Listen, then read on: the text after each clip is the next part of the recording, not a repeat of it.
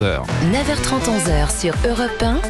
Culture Média. Thomas Hill. Et on démarre bien sûr avec Jean-Luc Lemoyne, la session de rattrapage. Et Jean-Luc, ce matin, nous recevons Gérard Rolls. Et j'en suis très heureux, Thomas. Car une émission de radio, c'est comme un Airbnb. Si le client revient tous les 6 mois, c'est qu'il est content du service. Voilà. Et la réponse est oui. Alors que Gérard revienne en Culture Média, c'est un magnifique message pour toute l'équipe.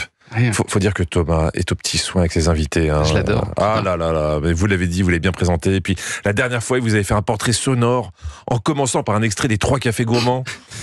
Ce qui, je vous l'accorde, pourrait s'apparenter à une démarche hostile. Hein, tu viens dans l'émission en paix, on te balance les 3 cafés gourmands direct, tu peux te sentir agressé, mais pas là. J'ai la Corrèze en cathéter, chante les 3 cafés gourmands. Et ce sont sûrement des paroles qui vous parlent, Gérard Rolls. Ça me touche beaucoup. Ah, il tape toujours juste ce Thomas, il sait comment faire plaisir. C'est certainement pour ça qu'il avait ce petit ton sûr de lui. Ce sont sûrement des paroles qui vous parlent, Gérard Rolls. Ouais, il est guilleré, Thomas. Hein. Toi, t'es auditeur, tu te dis que derrière, tu vas avoir une anecdote trop choupie. Alors, avec quel souvenir Thomas voulait commencer son portrait, d'après vous? Suite à un accident de balançoire, j'ai été scalpé, j'ai perdu beaucoup de sang, beaucoup de force et j'ai attrapé la tuberculose. Et donc, je suis allé en Corrèze, au préventorium du Glandier pendant 2 ans. Le Glandier, même le nom fait pas envie. Sauf si c'est un club échangiste. Qu'est-ce qui vous est passé par la tête, Thomas? Vous recevez Gérard Rolls et vous vous dites que pour le mettre bien, le mieux c'est de lui rappeler sa tuberculose et le Glandier. Hein, et surtout, pour résumer les 2 ans qu'il a passé dans un préventorium éloigné de ses parents, il n'y a pas mieux que les 3 cafés gourmands. Comment puis-je oublier ce coin de paradis? Vous salissez tout. Ouais, c'est ça. Pardonnez-le, Gérard. Thomas est très gentil, mais il a une empathie de serial killer. Je préfère vous prévenir d'ailleurs pour vous rappeler le jour où vous avez été ébouillanté par une casserole d'eau chaude. Il a prévu de vous passer chaud au cacao tout à l'heure. Heureusement que Gérard est une bonne nature. Avec lui, tous les souvenirs d'enfance sont positifs. Mon père, ma mère, mon grand-père et ma grand-mère prenaient 4 vélos avec des sacoches et faisaient Paris-Villerville, c'est-à-dire Paris-Deauville. 236 km pour aller camper.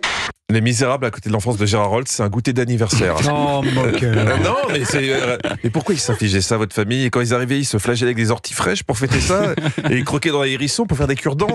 C'était la belle vie, surtout. C'était le rêve d'aller voir la mer, en plus en famille. Et quand on n'est pas riche, quand on n'a pas de sous, de profiter de ça. Le vélo, c'est quand même extraordinaire. Ah mais oui. À vélo. Allez, pour vivre, viens ici. Gérard, vous étiez venu nous voir en mai pour nous présenter votre livre sur les Jeux Olympiques, un ouvrage que vous avez défendu au Salon du Livre de Forbach. Ce livre-là, c'est 1 an de travail, tous les matins, tous les jours. C'était il y a 6 mois. Là, vous sortez un nouveau livre.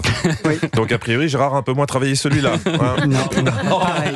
C'est l'après-midi. Pareil, 6 mois, tous les jours, tous les matins, et en puis ils sont 2. coécriture avec mon fils, voilà. Bien sûr, C'est ça aussi, évidemment. avec mon Julien d'amour, oui. Après, c'est normal. Hein. Je pense que Gérard, vous l'avez dit, est actuellement ce qui se fait de mieux en encyclopédie du sport. Quand on veut savoir quelque chose sur le sport, même Wikipédia appelle Gérard. Gérard, c'est aussi un homme amoureux. Chez Léa Salamé, vous parlez de votre femme, Muriel Mayet-Holtz, et vous étiez très ému. On me dit, mais qu'est-ce que tu lui trouves? Je dis, c'est extraordinaire. Là, j'ai trouvé toutes les femmes à la fois. Sa femme, sa maîtresse, son amie, sa copine, sa sœur. Félicitations Gérard, mais je ne sais pas si c'est conseillé de coucher avec sa sœur. Mais félicitations quand même. Bon, et je crois d'ailleurs que pour votre session de rattrapage, Jean-Luc, vous allez continuer à nous parler d'amour ce matin. Oui Thomas, d'amour avec un grand A. Un grand tas de paille, car j'ai regardé L'amour est dans le pré. Et j'ai un peu de retard, donc je vais essayer de faire vite. On part chez Karel, qui présentait son prétendant Claude à ses amis, et pour détendre l'atmosphère, elle propose de boire. Est-ce que tu connais le spritz? Non. Tu connais pas le spritz. Est-ce que tu es d'accord de goûter le spritz? Alors le spritz, c'est un apéro à base de prosecco. Le prosecco, c'est une espèce de champagne. Et le problème du spritz, c'est que ça désinhibe les amis de Karel qui font tout ce qu'ils peuvent pour mettre à l'aise Claude. Dans le portrait, tu nous as dit que t'aimais les fesses. On est d'accord. Comment trouves-tu les fesses de Claude? Les fesses de Claude sont parfaites. Néanmoins, j'attends de voir le reste de la personnalité. Ah bon, les fesses, ça suffit pas. C'est compliqué, les femmes, quand même. Bon, au final, elle a jeté Claude. Autre éleveuse en recherche d'amour, Manuela a expliqué dans son portrait qu'elle souffrait de solitude. Là, elle avait ses 2 prétendants à la ferme, donc évidemment, elle en a profité. Là, ça m'arrive d'avoir hâte d'aller au lit juste pour me mettre dans mon bouquin et j'adore ce petit moment. Donc, aimeriez-vous amener des bouquins? Moi, oui. C'est vrai? Ouais. Eh ben, je vous propose qu'on aille bouquiner. Allez, bonne nuit. Allez. Bon, on va la bifurquer vers la grande librairie. Je pense qu'elle s'est trompée d'émission. Je vous ferai la suite une prochaine fois. Ah ouais, elle n'avait pas le concept. Merci Jean-Luc Lemoine qu'on retrouve demain et d'ici là en replay bien sûr sur europe1.fr et puis vous serez en spectacle, je le rappelle, ce vendredi à La Reims.